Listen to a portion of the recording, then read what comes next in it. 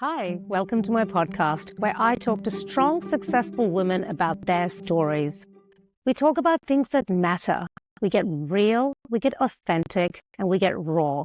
We talk about leadership, self-doubt, motherhood, the journey from going from an employee to a founder or a business owner, and everything else in between. So tune in, subscribe, and if you want to work with me as your business mentor or career coach, all the details are below. Hi, everyone. Welcome back to the podcast. And today I am honored to have Ava as my guest. Ava is the owner of the Spanda School in Fremantle, Australia. She first discovered her love for yoga and spirituality in 2008 while studying communications and philosophy in Sydney. And since then, she's gone on to become the creator of functional spirituality and has lived and studied in Mexico and Thailand. Welcome so much, Ava. So good to see you again. Nice to see you too. So, for a bit of context for everyone, I went on this truly transformational retreat, 7-day silent yoga and meditation retreat, about a few weeks ago now. And it was deep in the forest of a place called Denmark in Australia, which is in southern Western Australia.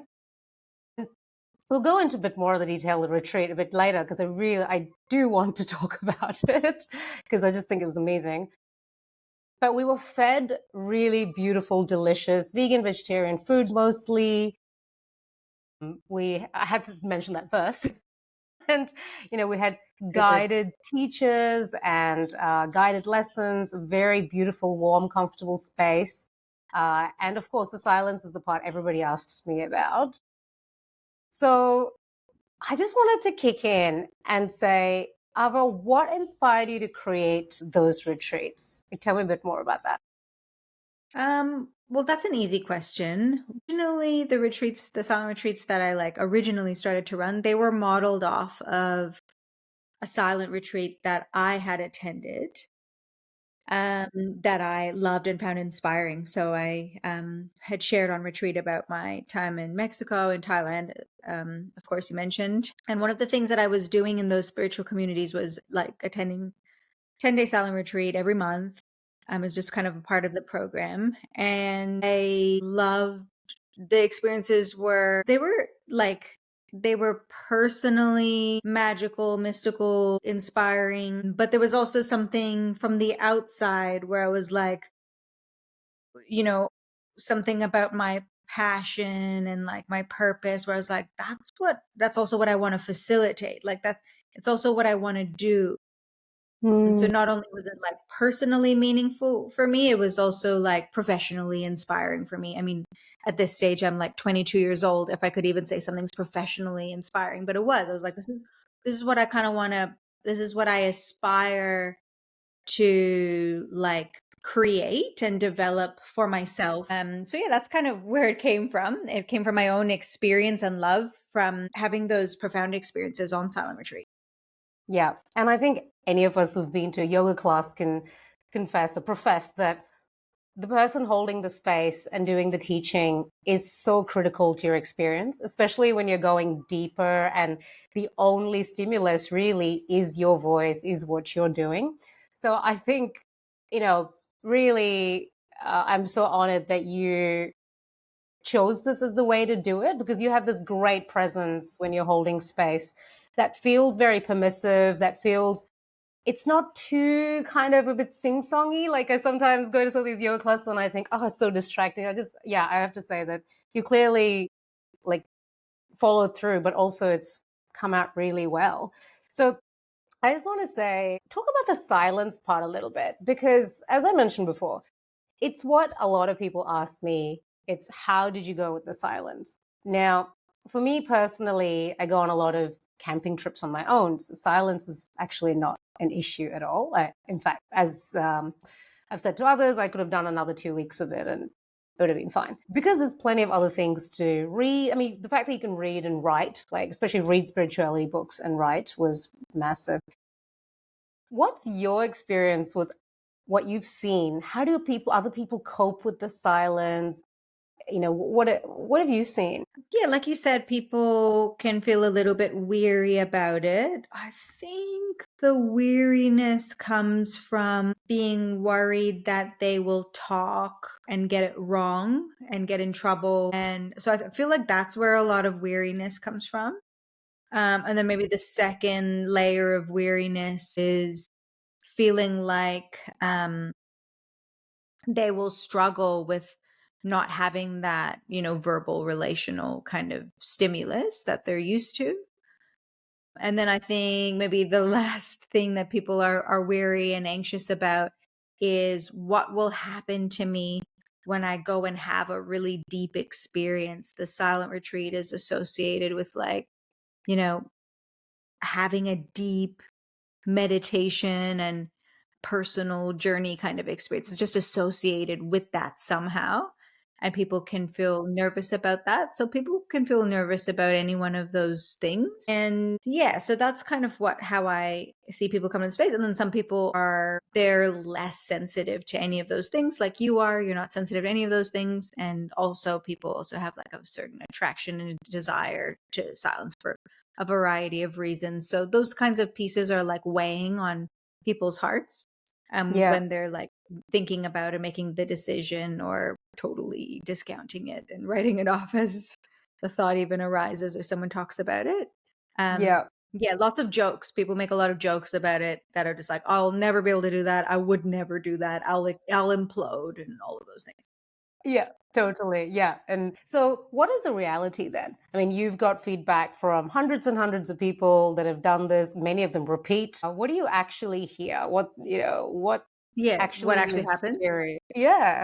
Yeah. So the silence itself, like even this is quite, a poetic way of saying it, but it's like a medicine. I've heard that said before and I've felt it. So what I mean by it's like a medicine is like, it's like, in these it's like an alternative form of medicine. So it's something that affects your system. And depending on like what's going on inside of your system at any one moment, it can have different kinds of effects on you.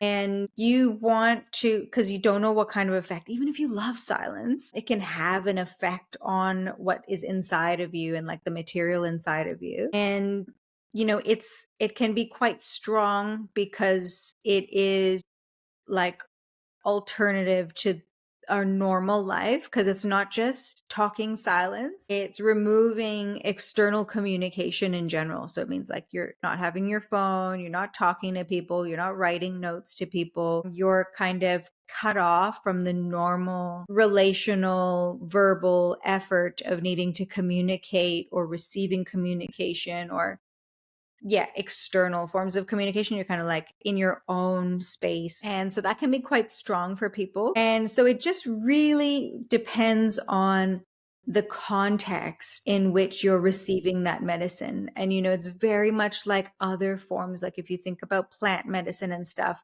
your experience with those mushrooms or like whatever it is, any other form of like altering, of your system. That context is so important.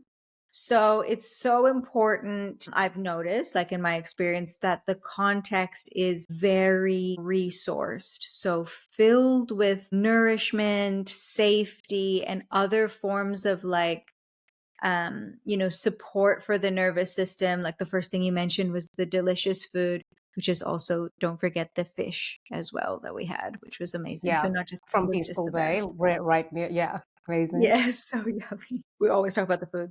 So always needs a mention. So yeah, all kinds of nourishment so that, we're going from like a life where we're kind of riddled with triggers and sensitivities, but have all of these protection armors, rigid barriers in place so that they don't, to try to not aggravate them. We come into like a much more connected and nourishing space and then allow the material inside us some space to be seen and processed and heard. So it's really, really important. The thing that people don't understand with the type of silent retreat that this is that there's this heavy, heavy focus on comfort and nourishment, where typically in a silent retreat, silence is just one part of the ass kicking that you're about to receive, like there's silence, there's a food restriction, there's a movement restriction, there's a journaling restriction, there's an emotional restriction, a mental restriction. So it's like to really give the silence the space to work. We have to make the rest of ourselves feel really safe. Otherwise, the whole experience is just about protecting ourselves against the silence and everything else we're experiencing. And then at the end, the main benefit is like, well, I got through it. I got through that. And there's a sense of accomplishment, but there's also an increase in buildup and protection inside of the system too, because the system didn't actually like receive the system itself didn't receive a benefit. So yeah, in what happens if people actually kind of are interested enough to kind of go through with it, then they're like, oh wow, the silence was not a challenge. Actually, it was just an element of like this entire journey. Yeah, does that kind of answer what you were? Yeah, wow. Yeah, on many levels. I feel like you put words to what I've been feeling. And I think the really juicy part of what you said is that safety and nourishment and comfort, that it doesn't have to be a hard thing. I mean, we know 10-day Vipassanas are amazing, but that's sort of what most people associate silent retreats with. You've mentioned in the retreat about this discipline type of meditation, this discipline form of spirituality, which is very different to what you're teaching and fostering. And I certainly felt my nervous system drop many, many levels. It just landing there and knowing there were cushions and pillows. And you always said, be comfortable, sit up and sit where you feel comfortable, all of those things, and really nourishing. Yeah, because there is a challenge involved. There is discomfort involved. There's sitting meditation. There's not like a come as you please. It's a full schedule from 7:15 in the morning till 8:15 at night. You got a couple of breaks in there. So it's like there is structure, there is discipline, there's rigidity, there's like a calling on you to show up and and there's work to be done. But the work's not going to be efficient if the space in which it's being done doesn't feel safe and nourishing. So it's like it's hard, but you're also being supported through it, whether otherwise like in a Vipassana and stuff, like where the approach is purely about discipline. And there's this is an archaic form of practice. It's not fluid. It's a franchise of something that is repeated and set. And unfortunately, with things like that, there's this kind of idea that it's repeated and set like that. There's an honoring of the tradition of that, because there's this idea that external system and that tradition and that philosophy is pure and reliable in and of itself. And so we need to honor that and not have it adapt to the individual's, the complexity and the needs of the individual. The individual has to adapt to that kind of external system. And that's how our traditional forms of spirituality are, and religion and all of that are practiced. These are the rules. I mean, the word for that is dogma, and that's what our spiritual traditions are laden with. Even the most beautiful ones that touch our heart, they're set, and the practitioner has to adapt to the system, and the system is like archaic, and also developed without the information that we have nowadays and without the context that we have nowadays. Like life is different now. Why are we practicing something? But it's all about just honoring the tradition, because the tradition is delivered from the Buddha or delivered from Allah or delivered from Christ or whatever. So the system is pure and reliable, and humans need to adapt to that. But we've all practiced like that and have experienced a couple of good effects sometimes. But, the functional, sustainable, lasting changes that we want are requiring a richer paradigm of a new approach, for sure. Yeah.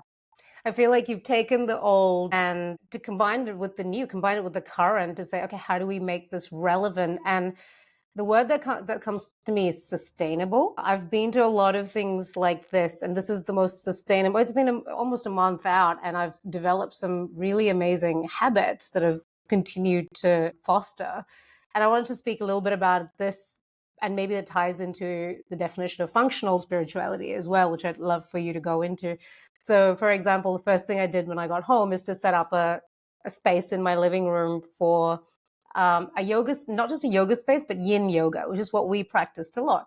My bolsters there, my blanket, all the stuff from the retreat, actually, I've put it there. And it's so easy now to just go over there when I get a 15, 20-minute break and just do some stretches, just sit Have a in my stretch, favorite drop yin in a bit. poses. Yeah. Yeah, drop in, exactly, as you used to say, down and in. Food. I really valued the love that went into making nourishing food. So I've come home now and kind of got back into my South Indian roots because my parents were here for a few days a couple of weeks ago, Nice.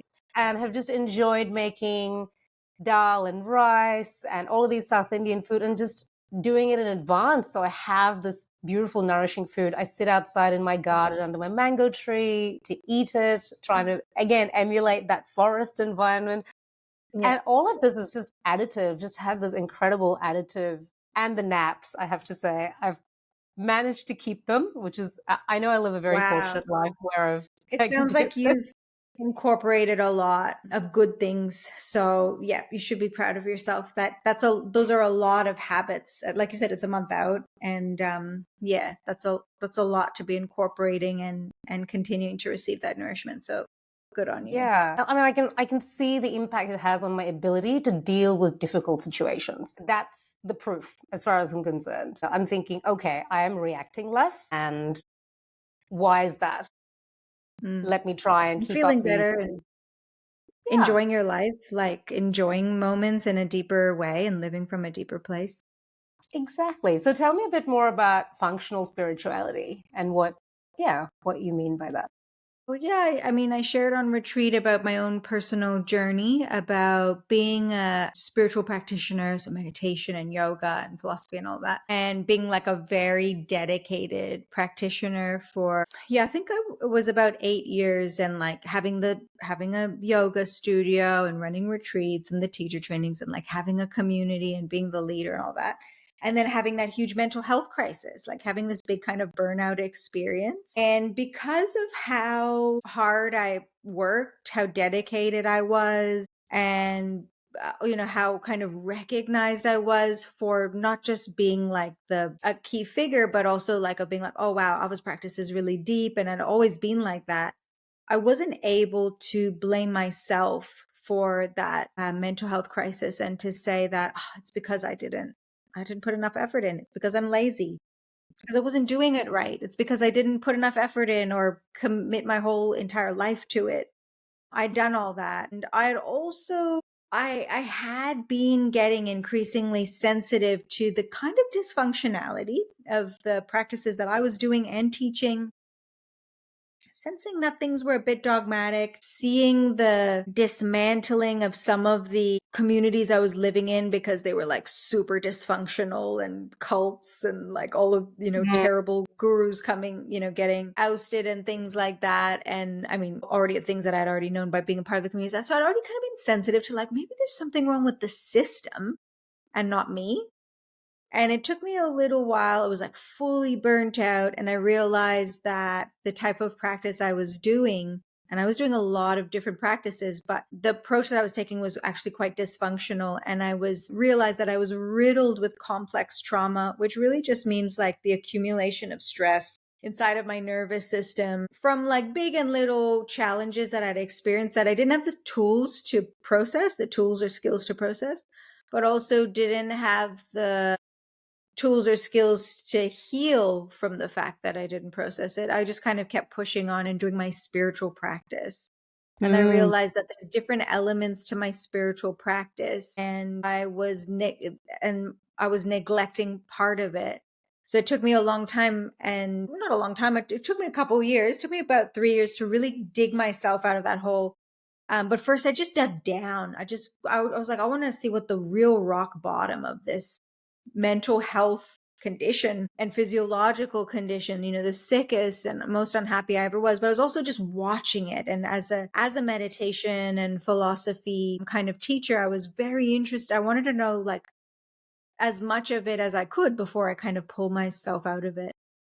And I realized that, my practice wasn't good or bad. It was either helpful or unhelpful in relation to the outcomes that I wanted to experience and the results that I wanted to achieve. And the whole idea behind functional spirituality is that there are three different tracks of development or three totally different outcomes or categories of results that we can receive from our spiritual practice that are most often just conflated into one. So a spiritual system will say, do this breath work or follow this book or listen to our system or breathe this way or stretch this way or like eat this medicine or whatever. And you will get all of it. You will get healing, you will get growth and development and, your purpose met. And you'll also get a mystical connection to the truth of reality, And if whatever our system is, you'll get all three.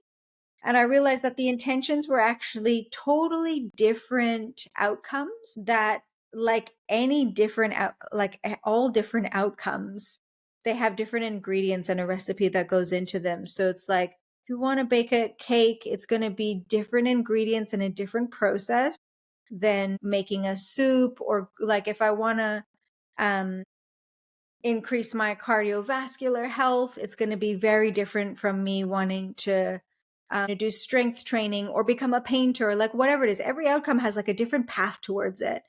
And all Yeah. of these paths, the spiritual paths that we're presented with are, there's a worshiping of the path and the system, and then just an kind of vague promising that of all the things that you'll get at the end of it, but they don't actually line up.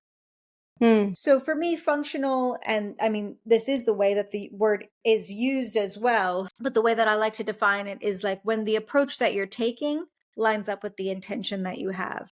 So if I have an intention to remove my mental discomfort, then I'm going to need a tool or a spiritual practice or a technique or something. I'm going to need an approach that addresses my nervous system and the dysregulation and understands that.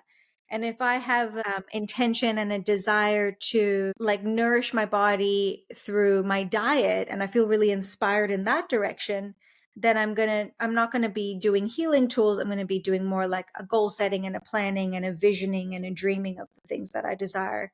And if I have a desire and an intention to understand the truth of my being and like this mystical oneness inquiry, it's a totally different set of techniques. So, I mean, like there's a few more pieces to say about that. And there's some podcasts as well on functional spirituality that explain that 3-part method and like how the difference between transcending spiritual techniques are different from healing spiritual techniques are different from cultivating spiritual techniques. But that's really what functionality is like getting really clear on the intentionality of like, what do I actually want to experience or what's the result that I want? And then checking that our approach lines up to that. And the reason that it's so important is because in our culture, in the speediness and the imbalance of our culture, the kind of yang culture that we live in, there's a focus more on the activity and less of a focus on the consideration of like, well, what do I even want to experience when I sit down for meditation? Why am I going on a retreat? Why am I signing up for this course? Why am I interested in this job or this travel? Like, what is the outcome I want? And it's not what is the outcome I want from this. It's like, what do I desire right now? And then choosing a path that lines up with it. Otherwise, we're just reactive to the stimulus of things that are popping up and that our mind says, well, that'll be good or that'll be easy or that might, it gets a little idea about why something will be good. It's very surface, and the intentionality of the functional kind of approach is about rebalancing ourselves to have a bit more slowness, safety, embodiment, living from like a deeper place so that first of all, we know what we want and then we can choose. Like we have a full toolbox of practices, right? Like we have so many tools, so much information, so many options. Instead of like, we're drowning in kind of options, it's first good to like find your intention, and the correct option and path to take it will just lock into place, get magnetized to that Yeah. intention. But intentionality first instead of like taking action first, just focusing on like the kinds of things that we can do. And finally on that is like this whole thing kind of came up is because what I was doing was I was practicing transcending forms of spiritual practices for that 8 or 9 years before I had my burnout, and completely neglecting my actual nervous system, completely bypassing the material that was inside me that was calling every single day to be addressed, because I didn't realize that I needed to do a healing approach. And I had been advertised that transcending and awakening approach so heavily, and promised that if you do this enough, you will heal everything. And then realizing, oh, okay, well, that's actually just false. That's not in my experience. And then when I reflected in a logical and scientific way, I was like, oh, okay, well, that would never have worked, because it was about bypassing my nervous system, and healing is about meeting my nervous system in a particular way. Yeah, it's really resonates with how you approached the retreat. I remember being there and you introduced us to all these different, very specific practical tools. And one of the big takeaways for me was, oh, I don't need to just squash my thoughts and pretend it doesn't exist and just like make it go away. If the thought's recurring about a conflict or something that happened, it's there for a reason. And you gave us these tools, which we don't have time to go into, but I'll definitely reference all your links in the show notes. But it was really wonderful to realize that, oh, okay, if something's playing over and over in my mind, because rumination is my sort of difficulty or challenge with anxiety, it's, oh, I can now take this and really unpack it and investigate it in my meditation. And that's part of the meditation. And as you said, the RAIN technique, which is recognize, allow, investigate, and nurture. I just noticed that nurturing part, like I'm very critical of myself, as many sort of high achievers are, etc. So that, again, that permission to say, oh, okay, it's okay that you feel that way. Yeah, of course you would feel that way. That makes sense. Like I would feel really sad too if someone said that to me. Now what? So those really practical elements during meditation, I think, is why I've been able to sustain it a bit more, because it makes my thinking mind, in a sense, it gives it something to do that's helpful. Yeah. If that makes If sense. there is rumination happening, if there's not, and there's nothing to think about, you might try different techniques. If that, you can't, instead of just ruminating, hating it, and wishing the meditation was over, maybe there's something meaningful and relevant to do without Yeah. those thoughts. Yeah, exactly. Fantastic. So I'm also curious about some of your personal life and how you integrate all of that with your work. I know you used to live in Fremantle. I know you've moved to a small country town called Nanup.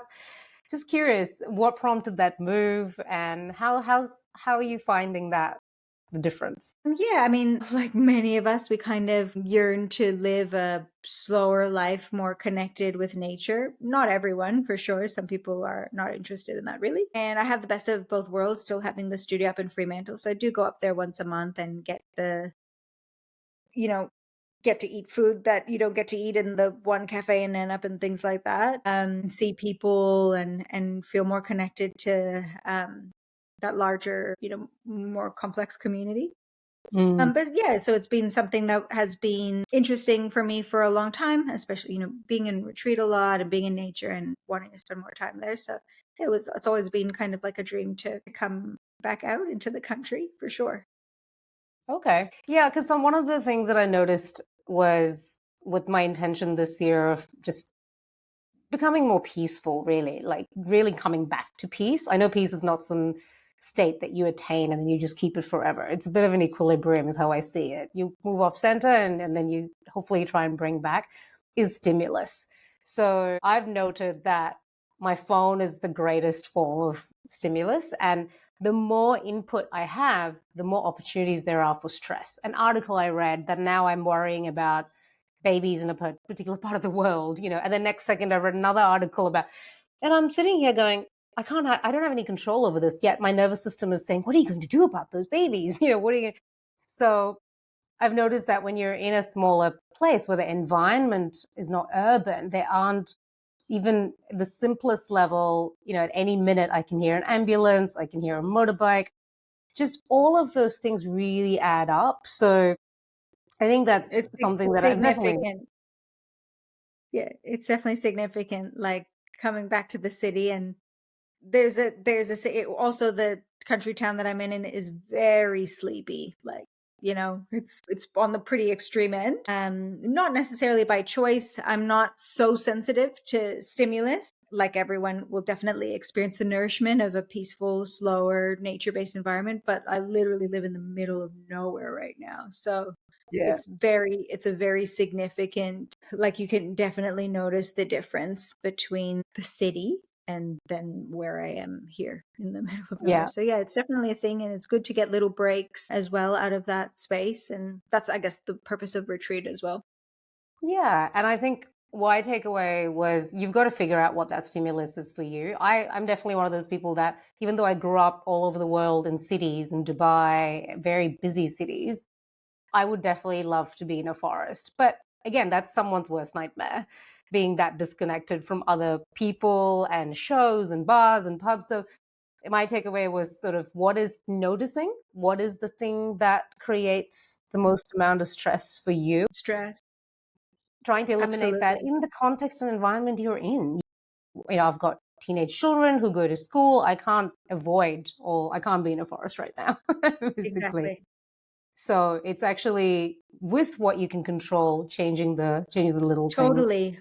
I'm not a fan of the, like, I just want to run away and live in a forest kind of approach. I'm just not a fan of that. It's not skillful. It's not considered like the way that you're talking about it, where you actually you're connected to your experience and you're making a choice from there instead of just like wishing you could disconnect. And it wouldn't feel good anyways if you were to just cut off. You'd feel incredibly lonely, and it would probably be an uncomfortable, unhelpful, and painful experience to just fully cut off and go and live in the forest alone. Also impractical. It's impossible to do that now. But yeah, so I think what you're saying is a way better approach, which is to make considered sustainable, meaningful steps in the direction of what your system actually needs, instead of like some surface idea about what you should be running away from, kind of thing.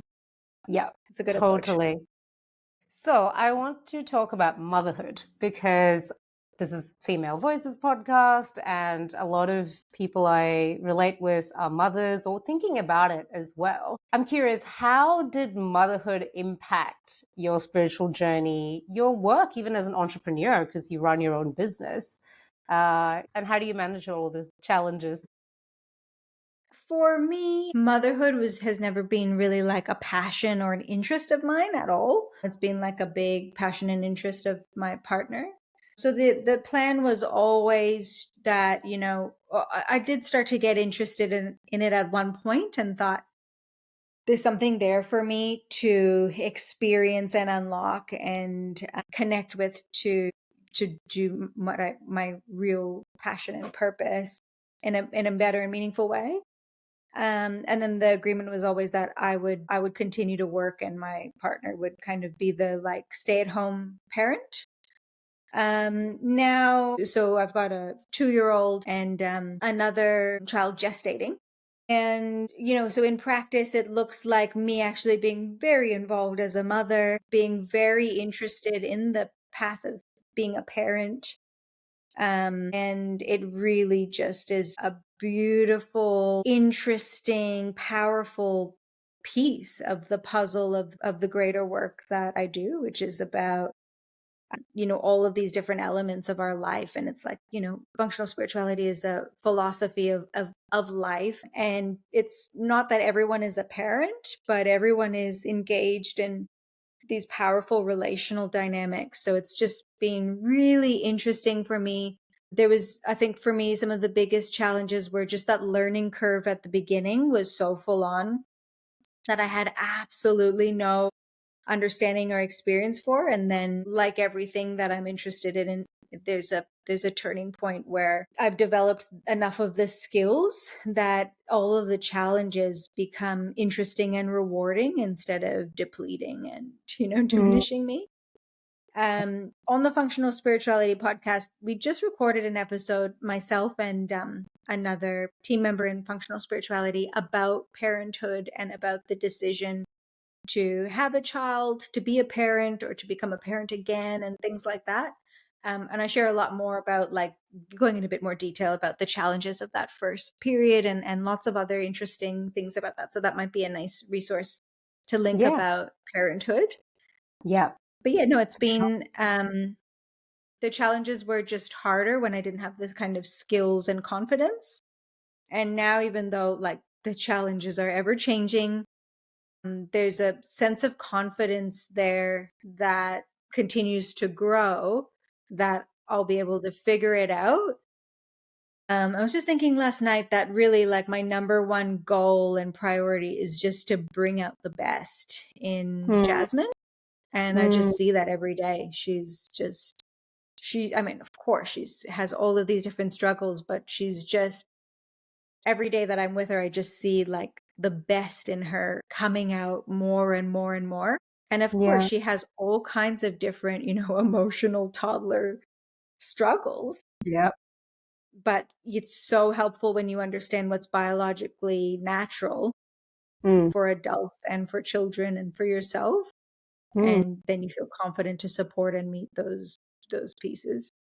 Yeah. It's similar to meditation. It feels to me like you're observing, like you're creating that space between her and you and not allowing, perhaps, I'm sure you 100%. do, you have your moments, but it's integrating with her pain and sort of why is she screaming? Why can't she not scream? Speaking for my own, I was a fairly young mother by Western standards, and I do you remember thinking, "Oh, I don't know what I am doing. I feel like I'm failing all the time just because she's not crying." And I lived in San Francisco, which is a very regimented, everyone's got to, your child has got to be sleeping through the night by 2.5 months and all of these things. So I do remember thinking, yeah, I'm failing at this job. That frankly, I was also not particularly enamored by motherhood. Or I wasn't one of those people that got called to it. Having said that, my children are now 12 and 14. And for sure, they say your kids are your biggest teachers. I certainly do feel that because they challenge me more than anyone else. They press my buttons. I get angry very quickly or sad very quickly, quicker than any other human being impacts me because I'm so worried about their welfare. So having all of these practices, and I could say I wish I had them earlier, so it perhaps would have been easier. But as teenage girls that they are, it's so valuable. It's just that moment when you're in the kitchen and my daughter makes a funny face at me, and the instinct to say, "What?" I actually just going, "Don't say what. Just ignore it. Just don't say what." Give it some space. Yeah, that practical level, that's what I really love and admire. Anyway, so we should wrap up soon. I want to end on, I guess it's a pretty simple, but actually a big question. What are some simple things people can do to bring more peace into their lives? I think it's going to really depend on the individual person. A couple of things that I can think about, like, of course it's going to depend on the individual, but one thing that I would recommend is for the individual to reflect on that. What are things that bring me peace, and to consider those things to begin with before seeking like an outside, like the podcast or a meditation teacher. So just to kind of like first drop into themselves a little bit. And so there's at least some kind of internal awareness guiding the next steps, and then, creating a bit more efficiency that's there. Some of the recommendations, of everything else will just be like, some ideas to try out. So people could make a little list, but yet looking at the free meditations on the podcast, starting and trying and seeing anything like that might feel good. Yeah, probably just looking at your own list, like, is a yoga practice, is art, is cooking, and like, what would make you feel more at peace? Like for you, it's actually having nourishing food or having a yoga practice. For someone, feeling more peace might mean looking at a new career, or addressing their health, or what's going to make them feel more at peace might be, yeah, to pursue some kind of individual hobby, or to have a difficult conversation with a family member or a friend, or to cut someone out of their experience just for a month or something and give themselves a break. So there's so many different things. It's a totally kind of personal, what an individual nervous system is going to experience as peace. It might mean more like financial safety or security, or it might mean, like, what is it? What's your goal? So having a bit of a reflection process around that. And then, like, a general recommendation might be like to try a meditation practice or a purposefully peaceful practice like Tai Chi or meditation or yin yoga or walking in nature or something like that, that is designed itself to relax the nervous system and create peaceful experiences. That's a very wise answer, because I think part of the problem is that we tend to sort of go to these gurus or go to in search for salvation or sort of an answer that fits all your problems, but actually, noticing what agitates you, I suppose that what I took away is it's also important to notice when you don't have peace.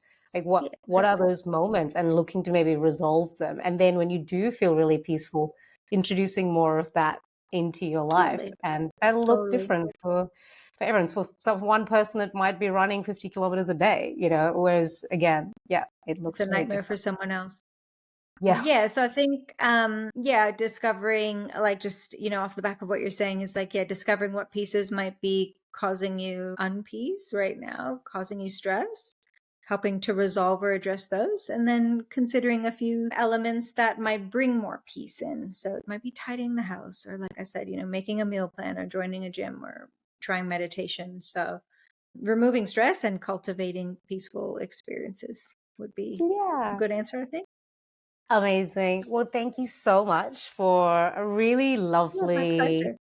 beautiful conversation. I really appreciate taking the time, and everyone should check out the Functional Spirituality podcast. It's got some really lovely, very accessible, I think, meditations and talks.